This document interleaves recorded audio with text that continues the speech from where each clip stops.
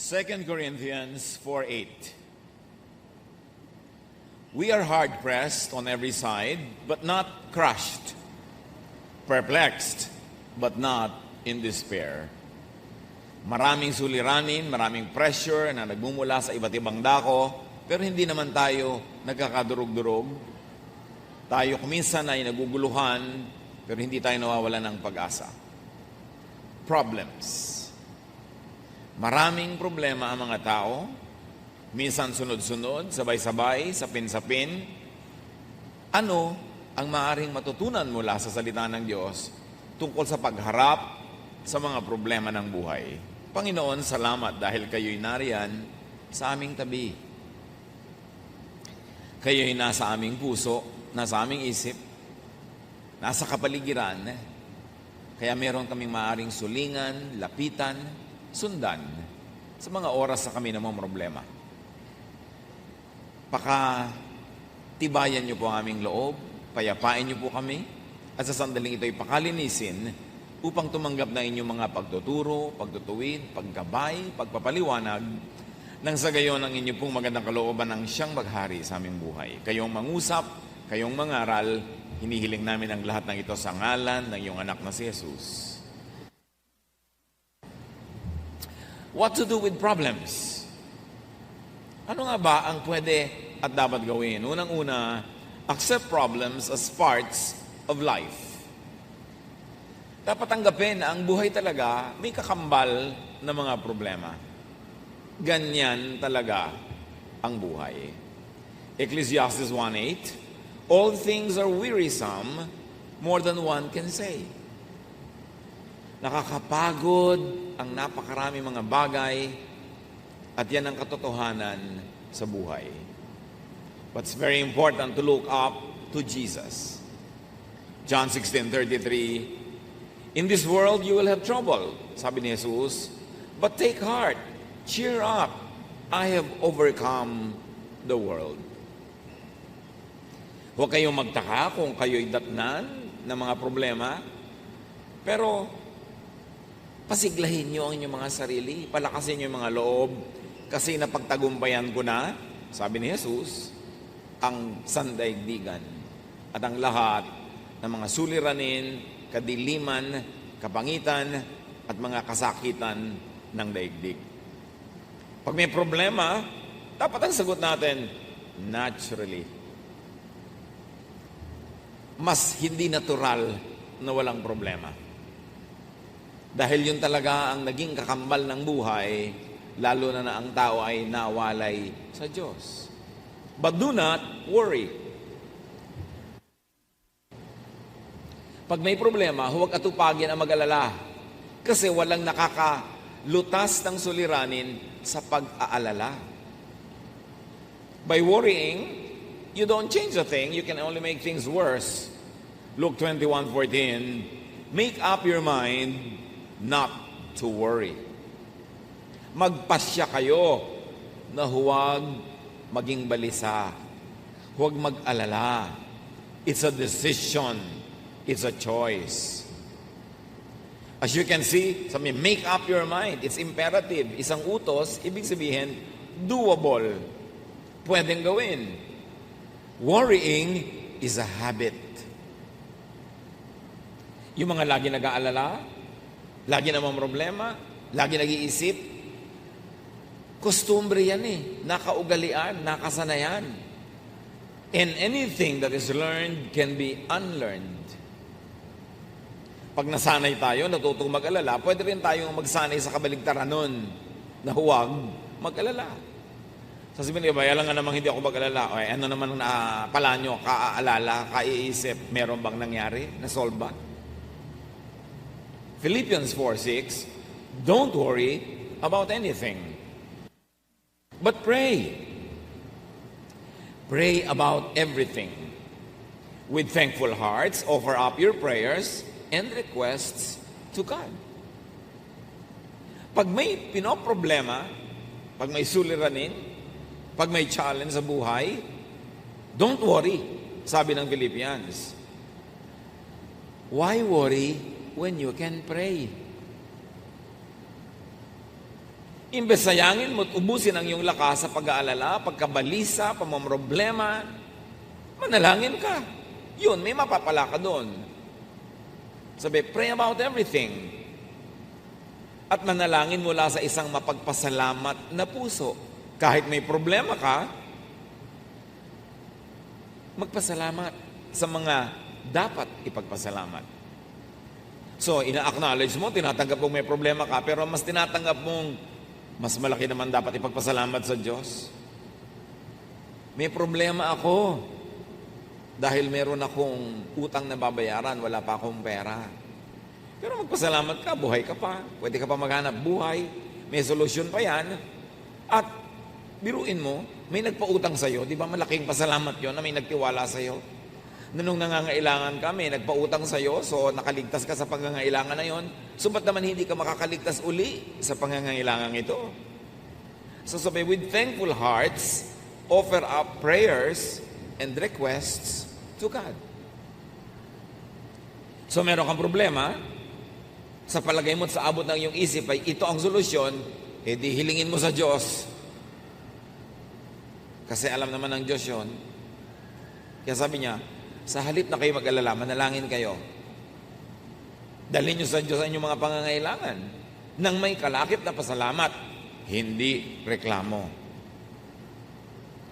Marami kasi humihiling nga sa Panginoon, pero ang kasama reklamo, in the spirit of reklamo. Pasalamat. Dahil laging may dapat ipagpasalamat. Buhay ka pa. Meron ka pang mga resources. Meron pa tayong isip. Katulad ng mga namamroblema dahil namatayan ang mahal sa buhay. Anong pasalamat doon? Tatanong nila. Well, ipagpasalamat mo na nakahiram ka ng mahal sa buhay. Pinahiram ka ng Diyos ng anak, ng asawa, ng kapatid, kaibigan, ng partner. At ngayong binawi na, huwag ka magreklamo sa Diyos. Magpasalamat ka at pinahiram ka. At mag-request ka ngayon na aliwin ka, pagalingin ang sugat ng iyong puso, turuan kang makapagpahinga sa kalungkutan. Yun ang hilingin mo. Pero, laging magpasalamat. Nadapa ka ngayon. Anong ipagpapasalamat mo? Kahapon, hindi ka nadapa. Last week, hindi ka nadapa. Ngayon lang. Kinakalimutan natin kasi yung mga blessing. Kaya nagiging napaka-negative ng paningin natin sa buhay. Pray. Then concerning what you can do, do. Concerning what you cannot do, leave it up to God. Matapos na manalangin, matapos na huminga sa Diyos, matapos na mag-unburden sa Diyos, humiling, mag-isip na. Alin ang pwede kong gawin sa mga hiniling ko? Lord, bigyan niyo po ako ng income. O ano pwede kong gawin? Pwede ba ako magtinda? Pwede ba ako mag-buy and sell? Pwede ba akong mamasukan? Then gawin mo na. At yung hindi mo kayang gawin, yun ang ipasa Diyos. Dalawa lang naman ang pwede natin gawin sa buhay. Yung kaya at yung hindi kaya. Yung kaya ay kayanin, gawin na agad. At yung hindi kaya, yun ang ipasa Diyos. Ang problema sa marami, yung kaya nila ay pinapasa Diyos. Kaya hindi dumadating ang solusyon. Because God will not do for you what God has empowered you to do. Nakita niyo si Pedro nung nakakulong, bibitayin kinabukasan, nagpadala ang Diyos ng anghel sa kulungan. Anong ginawa ng anghel? Ginising si Pedro at pinatayo. Hindi binuhat kasi kaya ni Pedro ang tumayo. Nilagot ng anghel ang mga kadenang bakal. Bakit? Kasi hindi kayang gawin niyo ni Pedro. At sabi niya kay Pedro, magbihis ka. Lalabas tayo sa kulungan ito. Hindi siya binaby-baby at binihisan. Kasi kaya niya magbihis. Pagkatapos binuksan ng anghel ang pinto ang bakal, kasi hindi kayang gawin niyo ni Pedro. At sabi ni ang anghel, maglakad ka na, umuwi ka na. Hindi siya binuhat. Kasi kaya niya maglakad. Sa pag-solve natin ng mga problema, mga kapatid, una niyong isipin, what can I do? What has God empowered me to do? Ano mga ibinigay sa akin ng Diyos para ko to ma-solve? At gawin. Huwag ipa sa Diyos, huwag iasa sa iba, yung kaya natin gawin. Kaya ang tagal-tagal ng mga solusyon hindi dumarating, nasa kamay pala natin, hindi lang natin ginagawa ang tama. Parang yung babaeng balo na namatayan ng asawa, walang maibayad sa utang, yung anak niya, kukolektahin na ng mga nagpautang, yun na ang bayad, yung anak niya. Nagpunta siya sa propeta, sabi niya, ano pong gagawin ko? Namatay ang aking asawa. Wala akong kapera-pera. Ang mga anak ko, kukuhanin na nagpautang, magiging alipin na sila. Pumunta siya sa propeta, maaaring umaasa siyang siya tutulungan, bibigyan ng donasyon. Ang sabi ng propeta sa kanya, ano bang meron ka sa bahay? Sa bahay mo, hindi sa bahay ko. Anong meron ka sa bahay mo? Ang sabi ng babae, konti pong langis. Walang-wala po kami pero merong konting langis. Ang sabi ng propeta, bueno, manghiram ka ng maraming mga palayok, mga jar, sa kapitbahay mo. Isalin mo doon yung konti mong langis. At ginawa nga niya yon. At doon nangyari ang himala, hindi na ubos-ubos yung langis na isinasalin hanggat may mapagsasalinan pa. Tumigil ang dumalo yung langis nung wala nang masisidlan. So what did that widow have? She had a little oil, and she also had goodwill among her neighbors na nagpahiram sa kanya ng mga lalagyan. What do we have? Pag may problema tayo mga kapatid, ang unang solusyon, what do I have? What has God given me that I can use to solve the problem? May utang ako, kailangan kong bayaran. Ang iisipin mo agad, uy, may savings ang aking ate. Uy, may savings ang kapatid ko, uutangin ko. Meron ka pa naman pwedeng ibenta. Meron ka pang katawan na pwede magtrabaho. Ang iisipin mo agad ko, ano ang meron yung iba. Kaya hindi na solve ang problem. Higit sa napakarami natin mga problema, kaya nating lutasin.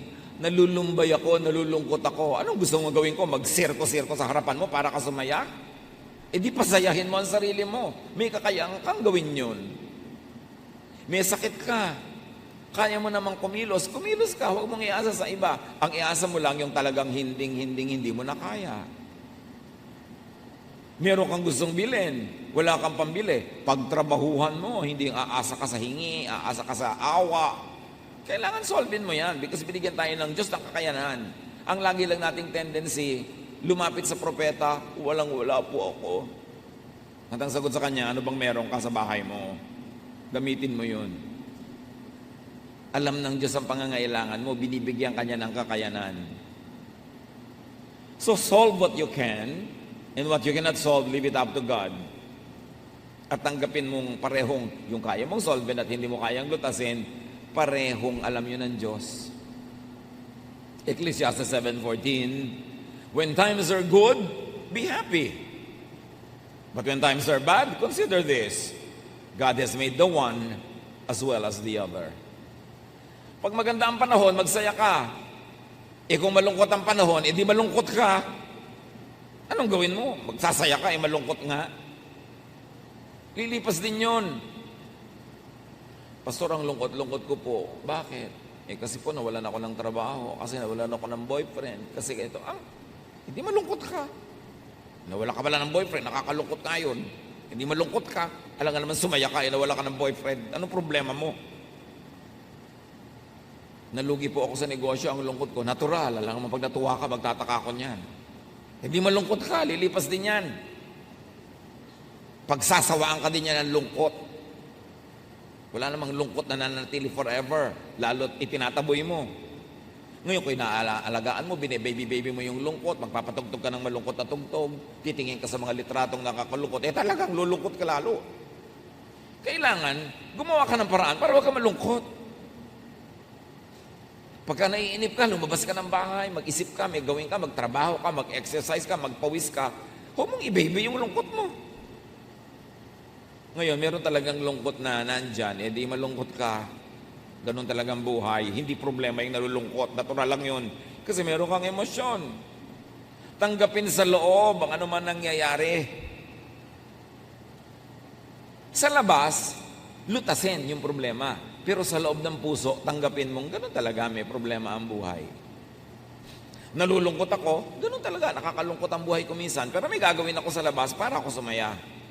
Pero huwag yung tinatanggihan mo sa iyong kalooban yung katotohanan. Tanggapin mo yung katotohanan. Do not be in denial. Nahihirapan ang loob ko, di mahirapan ka, pero may gagawin ako para gumaan ito. Pero hindi ko lalabanan yung katotohanan na nalulungkot ako kasi yun ang katotohanan eh. Pero may gagawin ka, panlabas, para yung nasa loob magbago. Huwag makipagtunggali sa sariling kalooban. Tanggapin ang dapat tanggapin. Nalugi ka sa negosyo, ang yaman mo dati, ngayon wala kang kapera-pera, tanggapin mo yun. Ganyan talaga nangyayari sa buhay. Wala ako ngayon kapera-pera. Tatanggapin ko yung katotohanan na yun, hindi na ako makikipag-contest doon, hindi ako makikipagbabag sa katotohanan kasi nangyari na. Pero sa panglabas, may gagawin ako. Mamumuhunan ako uli, magnenegosyo ako, maaaring manghiram ako ng puhunan, mamasukan ako, may gagawin ako. Pero sa kalooban ko, hindi ako makikipaglaban sa katotohanan. Ito ang katotohanan ko, tatanggapin ko to. Then buo ang iyong loob, nahaharapin ang iyong buhay para buuin ito uli. Do not problematize what cannot be solved. Huwag mo nang problemahin kung yung anak mo talaga napakahina sa arithmetic. Kahit ipagmudmuran mo siya sa lahat ng bato sa mundo, hindi pa rin siya tatalino sa arithmetic. May mga bagay na tinatanggap kasi hindi mo kayang palitan. Ngayon, hahanapin mo na lang yung iba niyang kalakasan, iba niyang katangian, at doon ka mag-operate. Huwag mong hanapin yung wala. Ang dapat mong tamasahin, i-develop, ay yung nandun. Huwag mong hanapin sa asawa mo, sa nanay mo, sa kapatid mo, yung wala sa kanilang likas sa pagkatao. Ang hanapin mo, yung nandun talaga, ipagdiwang mo yon para ka wala na po yatang solusyon, itong ugali ng anak ko, itong ugali ng asawa ko. Wala palang solusyon, hindi problema. Tanggapin mo para tumahimik ang iyong kalooban. Ecclesiastes 1:15, what is crooked cannot be straightened. What is lacking cannot be counted. Ang talagang liko, hindi maitutuwid. Nilikha talaga yun, sinadyang liko. Huwag mo nang tuwirin. Yung pag tinuwid mo yun, dun mali. Kasi liko talaga yun. At yung wala, huwag mong hanapin. Yung wala, wala. Lalong-lalo yung mag-asawa na ini-expect mo, pupunta sa event, nakita mo, husband lang o wife lang, hinahanap mo pa, nasaan ang wife mo? Nasaan ang husband mo? Gusto mo sabihin, nag-away kami kanina, hindi ko kasama ngayon. Gusto mo pang marinig yun. Huwag ka naghahanap ng wala. Lalo sa mag-asawa. Pag wala yung isa, alam mo na, either talagang may ginawa o nag-away sila. Gusto mo pang uriratin. Bakit wala? Huwag nyo nang hinahanap ang wala. Why struggle? Why stress yourself? Do not problematize a non-problem. Just accept it and live with it. Kahit sa anatomy ng katawan ng tao, meron ka talaga hindi kayang baguhin eh. Tanggapin mo, ipagdiwang mo. Ang lapad-lapad-lapad po ng noo ko. Paano naman natin pakikitirin ang noo mo? Magbabawas tayo ng bungo mo. Patugan mo ng plato. Lagyan mo ng florera, lagyan mo ng drawing, gawin mo. Celebrate it instead of worry about it. Pero mo ang lapad ng noo mo. Pwede ng reflector yan pagka may madilim. So, bakit mo problema yun? Hindi mo naman kayang palitan. Matthew 6:27, can any one of you, by worrying, add a single hour to your life? Sa pag-aalala nyo ba naman ba, kaya nyo dagdagan kahit isang oras man lang ang buhay nyo? The obvious answer is no. And the obvious lesson is, so why worry? Nasa abroad po ang asawa ko, 1 taon pa bago bumalik, lungkot na lungkot po ako. Di gumawa ka ng paraan para huwag ka malungkot. Kasi hindi pa naman talaga babalik yun hanggang hindi bakasyon. O pauwiin mo na lang, ay naku, paano naman po ang remittance? Yun pala, huwag ka malungkot dyan. May remittance ka naman pala Gumawa ka ng paraan. Huwag yung gusto mo ng may remittance, gusto mo pa nandiyan pa siya at hindi ka pa nalulungkot. You cannot have your cake and eat it too. Maraming lungkot natin, self-made, self-manufactured. Tanggapin mo. Nagpasya kayo na mag-a-abroad siya ng ilang taon, tanggapin mo na ganun yun. At magpakatino ka sa buhay, magpakatino siya sa buhay, para sa oras ng pagbabalik niya, nandiyan ka pa. O babalik pa siya. Ayusin. Ecclesiastes 8:17, no one can comprehend what goes on under the sun. Despite all their efforts to search it out, no one can discover its meaning. Even if the wise claim they know, they really cannot comprehend it. So sabi nga ng mga kabataan ngayon, do not overthink. Do not always seek rhyme or reason for what happens. Hindi lahat may dahilan, hindi lahat may sense. Meron pang isa, naku, nagkasala po kami ng boyfriend ko. Namatay po yung tatay niya. Dahil po kaya nag-commit kami ng kasalanan ng boyfriend ko. Sabi ko, anong ibig bang sabihin? Gano'n ng Diyos. Nagkasala kayong dalawa, pinatay yung tatay niya. Ano naman klaseng pagtingin mo sa Diyos? Eh di dapat kayo ang pinatay. Di ba? Bakit yung tatay niya? Ba't idinamay ng Diyos? Ano man ang klase mga pananaw yan sa buhay? Namatay siya dahil namatay siya. May ibang dahilan yun. Hindi dahil may kasalanan kayo. At sa lagay, nagkakasala yung kapitbahay, ikaw bigla ang namatay. Marami tayong baluktot na pananaw tungkol sa Diyos. Kasalanan ng mga maling mga pagtuturo at mga pag-aaral. At sabi sa Ecclesiastes 9:11, time and chance happens to all. Sabi, may mga panahon talaga walang rason nangyayari ang mga bagay-bagay, walang dahilan. Swerte-swerte, malas-malas. Yun talagang ibig sabihin ng Ecclesiastes 9:11, ha? Huwag kayong matakot sa word na swerte, malas. Ecclesiastes 9:11, yung ibang version sabi, some really have their portion of bad luck. Yung ginawa ang tama, ginawa lahat ng mabuti, pero hindi pa rin nagtagumpay, time and chance happens to all na yun. Huwag mong sobrang sisihin ang sarili mo, sisihin ang iba, sisihin ang lola mo, sisihin ang mga Kastila, mga Hapon. Talagang nangyayari ang mga bagay-bagay kung minsan na wala namang maisip kang dahilan. Tanggapin mo na lang. Don't overthink. Then do what you can. 1 Samuel 10:7, do what must be done. May kailangan kang kausapin, kausapin mo. May kailangan kang pakiusapan, pakiusapan mo. May kailangan kang singilin, singilin mo. Do what you can. At napaka-importante, do for yourself what the occasion requires. It's the same verse, said in another version. 2 Timothy 1:7, for the Spirit of God gave us. For the Spirit God gave us does not make us timid, but gives us power. Ang ibinibigay daw sa ating Espiritu ng Diyos ay yung hindi nagiging mahiyain ka, dungo, kimi. Ang Espiritu ang ibinibigay ng Diyos ay nagbibigay sa ng kapangyarihan. Kapangyarihan magsalita, kumilos, gumawa, makipag-negotiate, para masolve ang yung mga problema at magawa ang mga dapat gawin. Yung nahihiya ako, hindi yan galing sa Diyos. Yung mahiyain, kimi, hindi yan gift ng Diyos. Because it will limit you. Ang Espiritong ibinibigay ng Diyos ay nagpapalakas ang loob. Espiritong nagpapatapang. Hindi para gumawa ng mali, kundi para gumawa ng tama.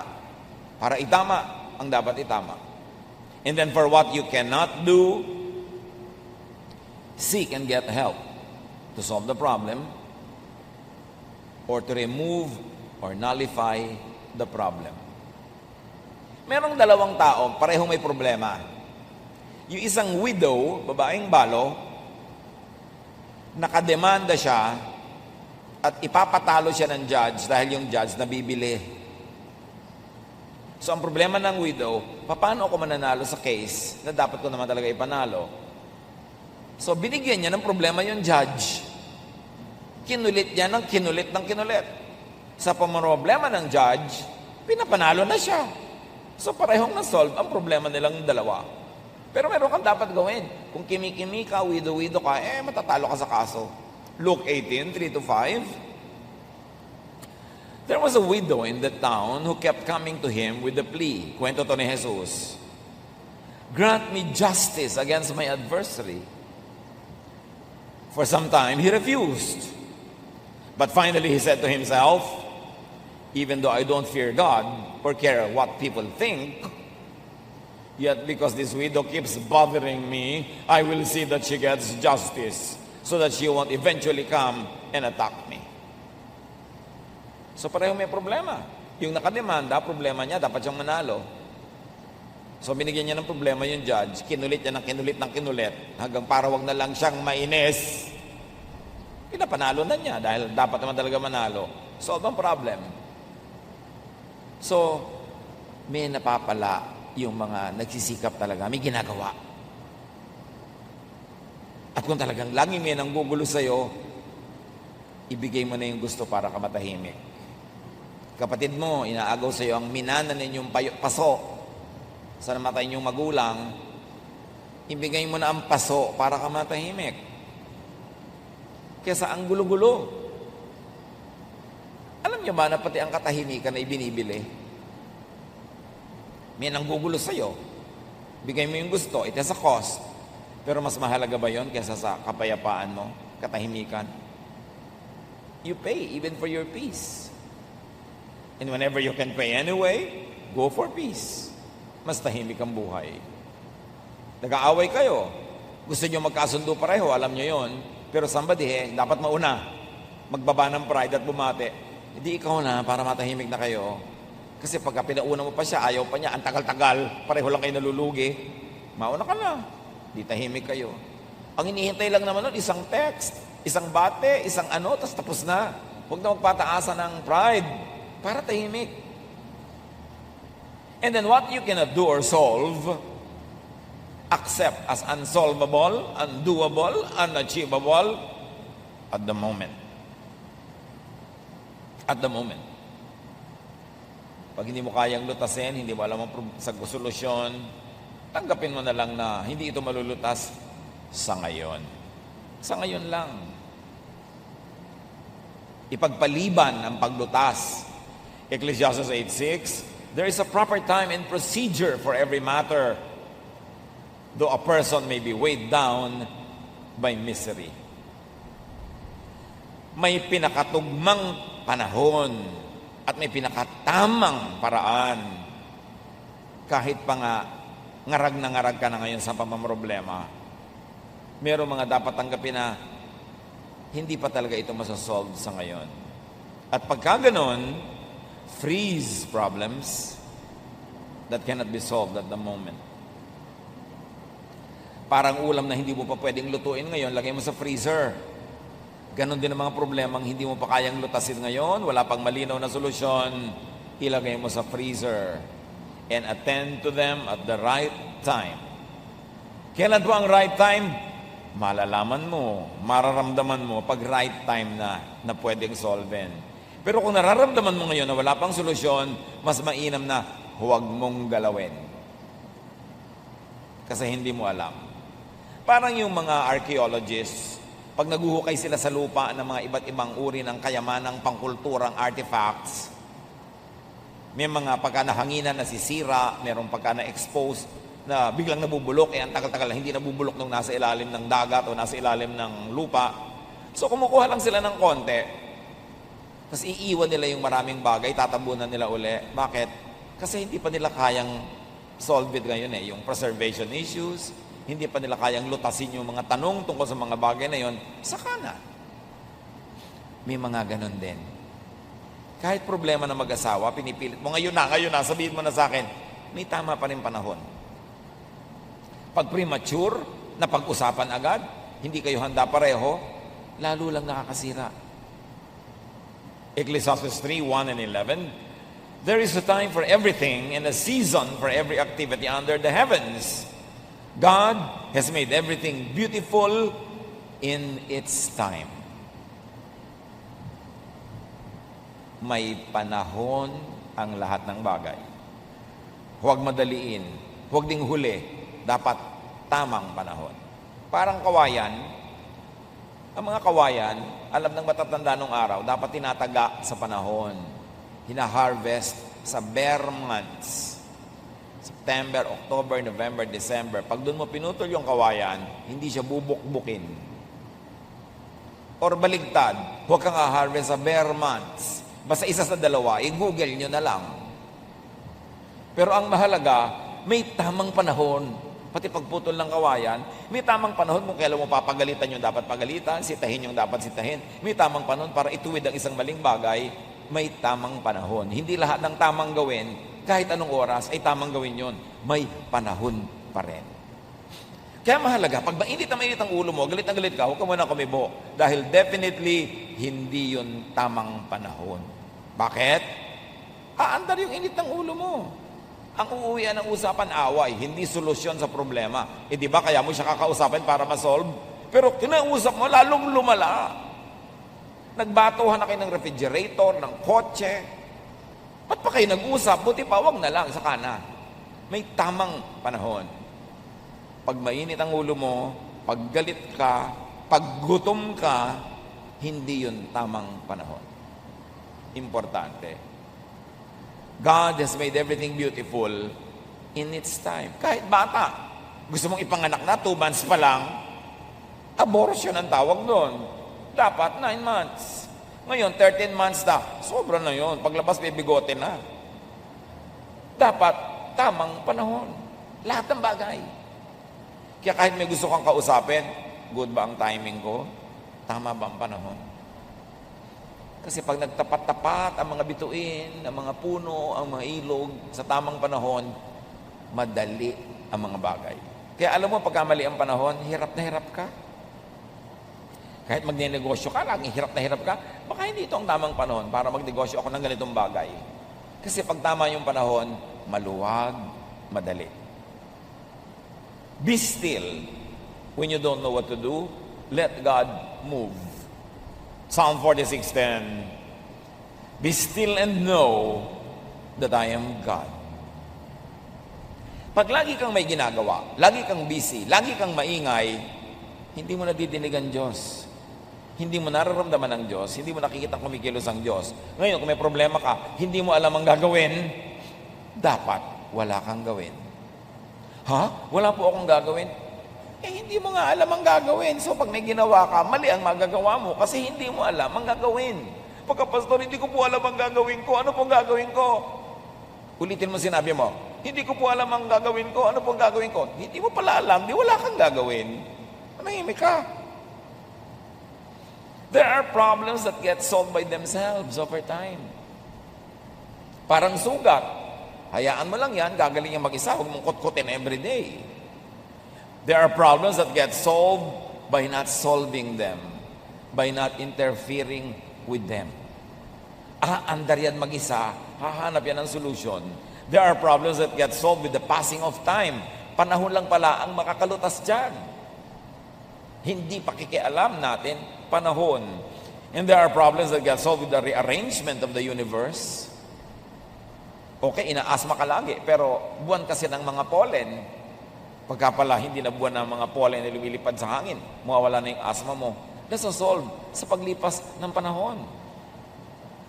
And there are problems that get worse pag pinakialaman mo sa maling timing. Tandaan niyo mga kapatid, pag walang magandang option, pag walang katanggap-tanggap na choice na gawin, be still. Don't do anything. It is the best. Siyempre, dapat ka makiramdam kasi baka naman dapat may gawin ka na, wala ka pang ginagawa. At kung kailan wala kang dapat gawin, doon ka may ginagawa. Mali ng mali. Dapat ang tao nakikiramdam. Be discerning. Be spirit-led. And if you are not gifted with great discernment, magpapayo kayo, humingi ng tulong sa mga taong gifted with discernment. Kakausapin ko ang anak ko tungkol sa boyfriend niya na ayaw na ayaw ko. Pero tama ba ang timing? Tanungin mo yung kapatid mo, yung pinsan mo, okay bang kausapin ko yung anak ko? Anong tingin nyo? Get some opinion of people who are godly, whose decisions have been proven by time to be correct. And do not over-focus on the problem. Kahit may problema ka, dapat tuloy ang buhay. Uy, may kasalan ng pinsan natin. May problema ako eh. Masasolve mo ba by not attending? Hindi. Halika na, umattend na tayo. Tuloy ang buhay. Ilagay mo yung problema mo sa isang kahon. Balikan mo na lang mamaya. Pero dapat, tuloy ang buhay mo. get and live a life in spite of the problem. Pag bawat problema, titigil kayong mabuhay, naubos na ang inyong deadline ng life on earth, wala pa nangyari sa inyo. Kasi everyday, titigil kayong mabuhay, basta may problem. So tuloy ang buhay, yun lang part na may problem na yun, ang inyong ilagay sa isang sulok, sa isang lugar, hanggang balikan nyo. Make and enjoy breaks from problems.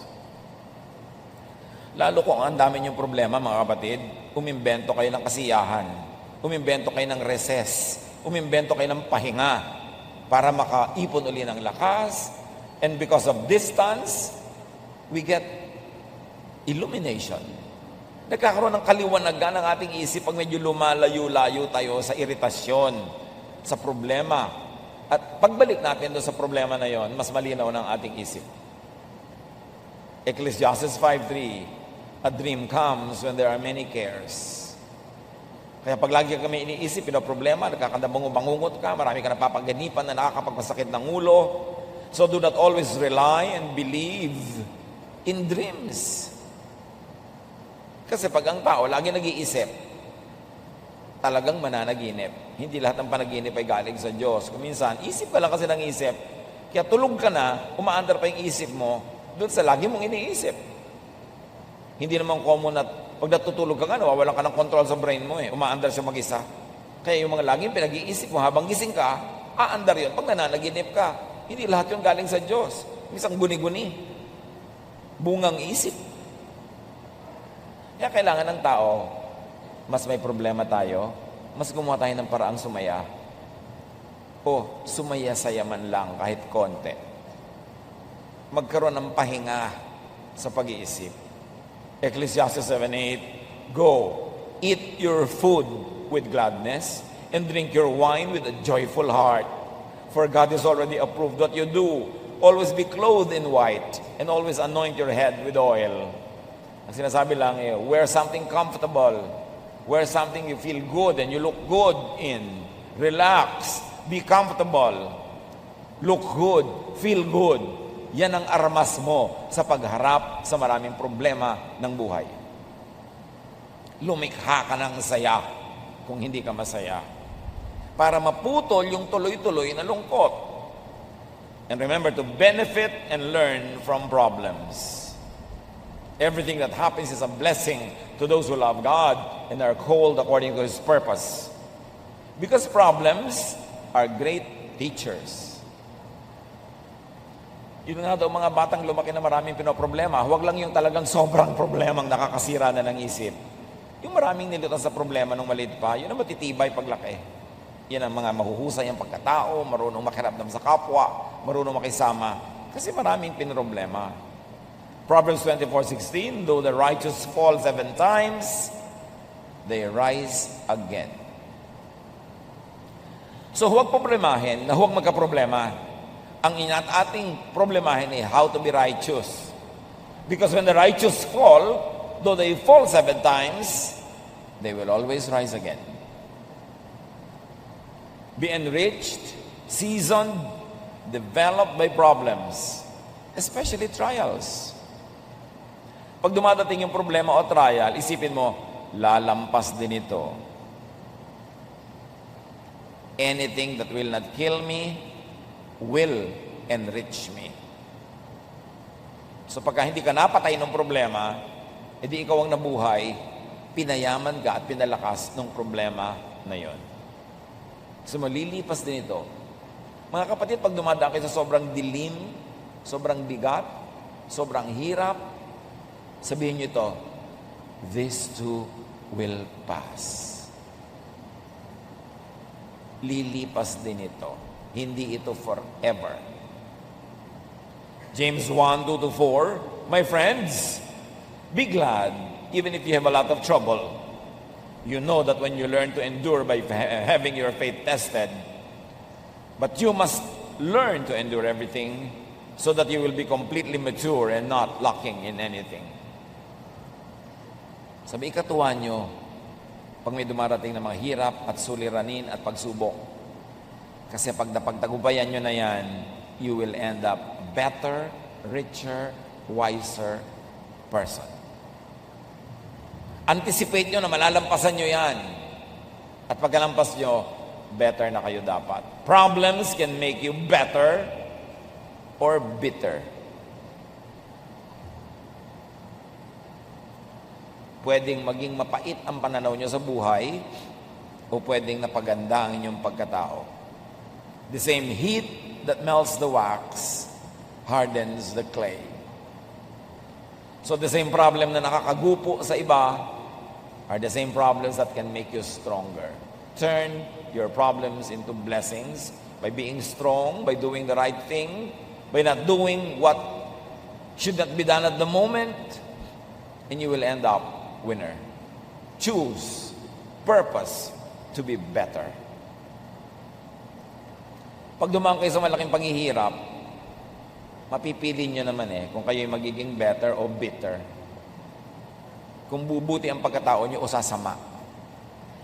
Kung kayo nakaranas ng sobrang gutom, makakapili kayo kung magiging maramot kayo pagkalampas noon o lalo kayo magiging mapagbigay kasi ngayon nauunawaan nyo na ang mga nagugutom. Pwede nyo piliin ang inyong reaksyon. 2 Corinthians 4, 8-9 and 17, we are hard-pressed on every side, but not crushed.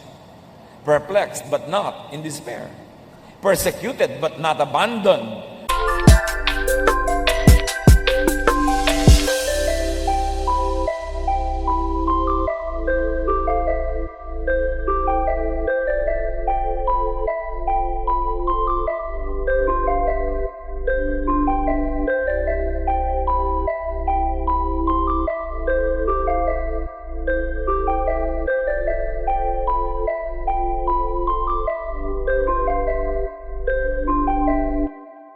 Struck down, but not destroyed. For our light and momentary troubles are achieving for us an eternal glory that far outweighs them all. Of course, the original context of the verse is about spiritual persecution because people are godly. But the universal idea behind this verse can be applied in our situation anywhere, anytime. Oo, may problema ako, pero buhay pa ako. Nabibigatan ako, pero hindi pa naman ako durog. May pag-asa pa ako. Ang lahat ng ito, God will turn into blessings and strength for me basta lampasan ko lang using God's methods, doing it God's way. Philippians 4:12-13, I know what is best to be in need. I know what it is to be in need. And I know what it is to have plenty. I have learned the secret of being content in any and every situation, whether well-fed or hungry, whether living in plenty or in want, I can do all this through Him who gives me strength. So sa meron at sa wala, sa marami at sa konti, sa malamig at mainit, sa hirap at ginhawa, malalampasan ko ang lahat ng ito dahil pinalalakas ako ni Jesus. Yan ang dapat wag lilimutin. And then avoid and minimize possibilities of having problems. Kanina, how to face problems. Ngayon, paano nga pa ba natin mapapakonti ang posibilidad na magkaroon tayo ng maraming problema? O matalo tayo ng problema? 1, empower, strengthen, enrich yourself. Ang daming problema, pera lang ang katapat. So, para maghanda tayo sa mga darating na problema, make money. Save money, invest money, earn money. Kasi maraming problema, talaga, may katapat na peso sign. Ecclesiastes 11, 1-2 or 6, ship your grain across the sea. After many days, you may receive a return. Mag-export ka daw, magtinda ka.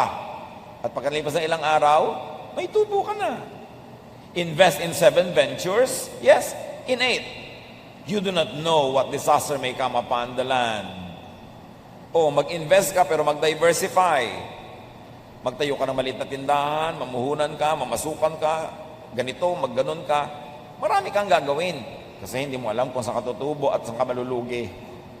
Alin ang magkiklik, alin ang hindi. Do not put all of your eggs in one basket. Kailangan, marami kang pwedeng asahan. Kasi sabi, hindi mo alam kung ano mga darating na mga hirap eh. Pag marami kang paa, mas mahirap ka matumba. Kaya dapat, marami kang haligi, marami kang pinagkukunan. Sow your seed in the morning, magtanim sa umagang-umaga, and at the evening, let your hands not be idle, for you do not know which will succeed, whether this or that, or whether both will do equally well. So sa umaga, habang hindi pa mainit ang araw, magtanim ka na. At pagkatanim mo, mainit ang araw, nasa bahay ka na, hanggang gabi, maghabi ka, mag-wood carving ka, magluto ka, magtinda ka, may gawin ka pa. Huwag mo lang asahan yung itinanim mo ng umaga, tapos matutulog ka na maghapon. Dapat marami kang ginagawa. Sabi ganon, kasi hindi mo alam kung alin sa mga ginagawa mo ang magtatagumpay. May mga anak ka, ininvest mo na lang sa isa, pinabayaan mo na yung lahat. Pero sure ka ba na yung isang yun ang magtatagumpay? Hindi natin alam. Dapat investan mo lahat, mahalin mo lahat. Kumisan nga, yung hindi mo pa inaruga ng bata, yung pa ang mag-aalaga sa'yo, pagtanda mo eh. Hindi mo alam. So maging nice ka to everybody. Hindi mo alam kung sino sa mga tao sa paligid mo ang tutulong sa'yo pag nangailangan. Kaso, tulungan mo sila ng tulungan habang kaya mo. Hindi mo alam kung alin sa itinatanim mong buto ang tutubo. So, damihan mo ang tanim. Para masiguro ka. Kasi sabi nga natin, maraming problema, pera ang katapat. Hindi lahat, pero marami. Make money. Yan ang magandang preparasyon para pagdating ng problema, may lakas ka. Ecclesiastes 7:12, wisdom is a shelter as money is a shelter. Nakakakanlong ka sa karunungan, nakakakanlong ka rin sa pera. Mabuti na yung maraming pera, may karunungan pa, marami kang kanlungan. In Ecclesiastes 10:19, money is the answer for everything. Siyempre, may exaggeration involved, pero ang laki ng truth. Mapera lang ang katapat niyan. Marami ka ng problema, di ba? At lagi nating sinasabi, mga kapatid, kung ang problema ay may price tag, solvable. Ang mahirap na problema yung walang price tag. Kaya dapat ma-eliminate na yung may price tag. Ma-solve mo na, may paghahanda ka dyan. And very importantly, how do you prepare for troubles in life? Make friends. Make allies. Dapat marami kang kaibigan, marami kang kakampi para pagdating ng problema, may tumutulong sa'yo. Walang paghahanda sa problema, sa kasakitan, sa kinabukasan, yung mga taong nakikipag-away sa kapitbahay, nakikipag-away sa sariling mga kapatid, nakikipag-away sa mga katrabaho, kaaway ang lahat. Dahil darating ang problema, wala kang karamay. Nakakatiyak ka ba na lagi kang malakas? Na lagi mong kayang gawin ang mga dapat mong gawin? There are times in our lives when we live only out of charity, na nabubuhay lang tayo at nadudugtungan ang buhay natin dahil sa awa ng iba. At dahil pwedeng dumating ang ganong pagkakataon, ang isang malaking paghahanda sa ganon, makipagkaibigan, makipagmabutihan, makipagkapwa-tao, makipagtulungan para magandang preparasyon yun para sa sarili mo rin pangangailangan. Proverbs 12:26, the righteous choose their friends carefully. In Proverbs 18:24, one who has unreliable friends soon comes to ruin, but there is a friend who sticks closer than a brother. Malaking kayamanan ng mga kaibigan na alam mong dadamayan ka. Napakalaking kahangalan na makipag-away kung pwede ka namang makipagkaibigan. Yung magtaray, magsungit. Inihahanda mo ang sarili mo sa panahon na walang tutulong sa'yo. Yabang yan eh. Kasi akala mo lagi mong kaya ang sarili, kaya mong maglakad, kaya mong bumangon, kaya mong tumayo. No. You don't know what a day may bring forth. Hindi natin alam kung ano ating sasapitin. Ecclesiastes 4:9-10, two are better than one, because they have a good return for their labor. If either of them falls down, one can help the other up. But pity anyone who falls, and there's no one to help them up. Ang dalawa daw ay higit na mabuti ka sa nag-iisa lang. Dahil mas mag-enjoy sila sa buhay, magkakatulungan sila. Pag may isang nadapa, meron isang pwede magbangon. Kawawa naman daw ang taong pag nadapa, wala man lang magbabangon. At baka nga tapakan pa siya para lalo siyang lumubog sa lupa. Dahil bad record. Dahil walang pinakisamang mabuti. Obserbahan nyo, yung mga namamatayan. Alam na alam nyo yung maraming kinaibigan, maraming naging relasyon, nakipagbabutihan, ang daming nakikiramay. At kitang-kita mo yung ano ba naman itong mag-ina na to na namatayan ng tatay at asawa. Wala man lang ni isang tao dito sa lamay. Wala kaya silang pinakisamahan? Hindi ba sila nakipagkaibigan kahit sino man? Liba na lang bagong lipat sila sa isang lugar na wala talaga silang kaibigan at kamag-anak. Pero doon mo makikita. Kaya alam nyo yung may church, tas active ka sa church, tumutulong ka sa church, active ka sumasali sa mga activities. Pag nagkasakit kami, dumadalaw. Pag namatayan kami, nakikipaglamay. May mga nag-aambag, may mga tumutulong. Napakalaking social investment. Huwag na natin sabihin spiritual investment. Doon tayo sa mas mababa. Ang laking social investment kung active kayo sa church. Kasi makikita mo, pagka sa mga tao mga active sa church, pag namatayan sila, mas tumutulong pa yung mga ka-church kaysa mga kamag-anak eh. Mas naaasahan sa oras ng pangangailangan. Kaya dapat, lagi kayong involved, sumasali.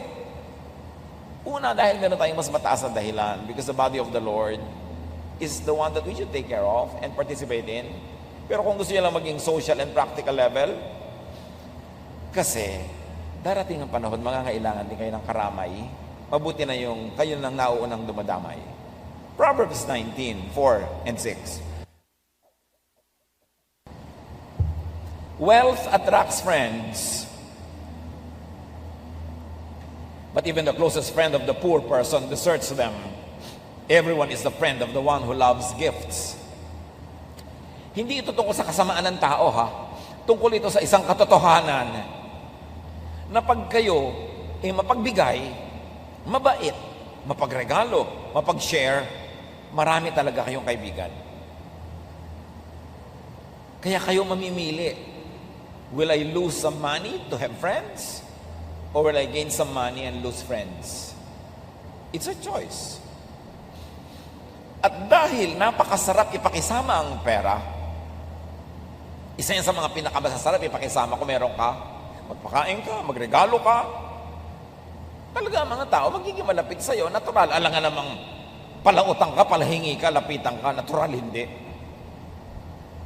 So, gawin mo na very productive ang iyong buhay para meron kang income for yourself, may sobra para ipamigay mo. Dahil ganun talaga ang friendship. Mas umuunlad, namumulaklak, humahayo, gumaganda ang amoy, humahalimuyak pagka meron kang pakisama. Kaya dapat magkaroon ka ng kabuhayan. Meron kang mga kaibigan para meron kang pagkakipagkaibigan, pakisama. Pag lagi kang wala, lagi kang nangihingi, lagi kang nangungutang, natural, ma-allergic sa'yo mga tao. Hindi sila masama. Practical lang sila. Kaya dapat maging practical ka rin. Be a giver. Be nice.